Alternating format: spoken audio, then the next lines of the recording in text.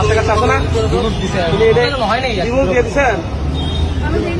জান নাই মানে ওর যে সব কাহিনী এরা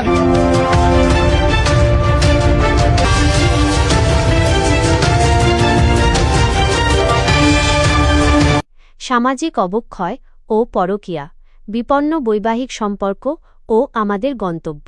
জনসম্মুখে ঘটে যাওয়া একটি অনাকাঙ্ক্ষিত ঘটনা সামাজিক যোগাযোগ মাধ্যমে ব্যাপক আলোচনার জন্ম দিয়েছে। নিজের স্ত্রীকে অন্য পুরুষের সাথে দেখে স্বামীর বাদানুবাদ এবং পরবর্তীতে হাতাহাতির একটি ভিডিও ভাইরাল হয়েছে।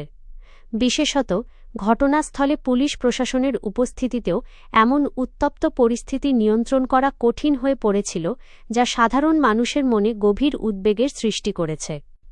এই ঘটনাটি কেবল একটি বিচ্ছিন্ন পারিবারিক বিরোধ নয়, বরং এটি বর্তমানে আমাদের সমাজের গভীরে গেঁথে যাওয়া পরকীয়া এবং নৈতিক অবক্ষয়ের একটি নগ্ন বহিঃপ্রকাশ।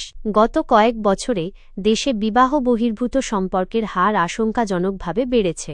পাবনার এই ঘটনা প্রমাণ করে যে পারিবারিক বিশ্বস্ততা এবং পারস্পরিক শ্রদ্ধাবোধের জায়গাটি কতটা নড়বড়ে হয়ে পড়েছে। স্বামী বা স্ত্রীর বাইরে অন্য কারো প্রতি আসক্তি কেবল একটি পরিবারকে ধ্বংস করছে না, বরং রাস্তায় প্রকাশ্যে মারামারির মতো ঘটনার মাধ্যমে সামাজিক শৃঙ্খলাকেও হুমকির মুখে ফেলছে।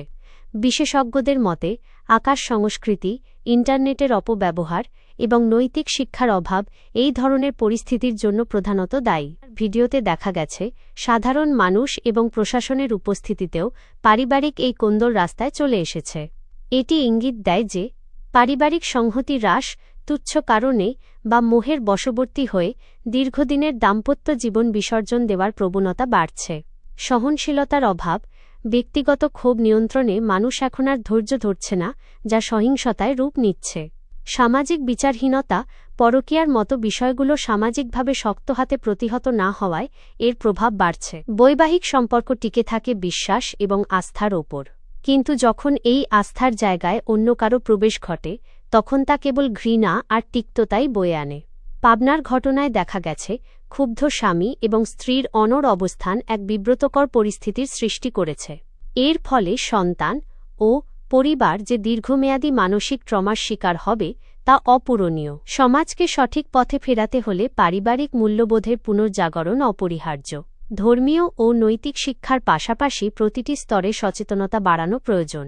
সামাজিক যোগাযোগ মাধ্যমে ভাইরাল হওয়ার মোহে নয়, বরং দায়িত্বশীল আচরণের মাধ্যমে সমাজকে সুন্দর করা সম্ভব। ঘটনা আমাদের চোখে আঙুল দিয়ে দেখিয়ে দিচ্ছে যে এখনই যদি আমরা সচেতন না হই, তবে আমাদের পারিবারিক ও সামাজিক কাঠামো অদূর ভবিষ্যতে ধসে পড়বে।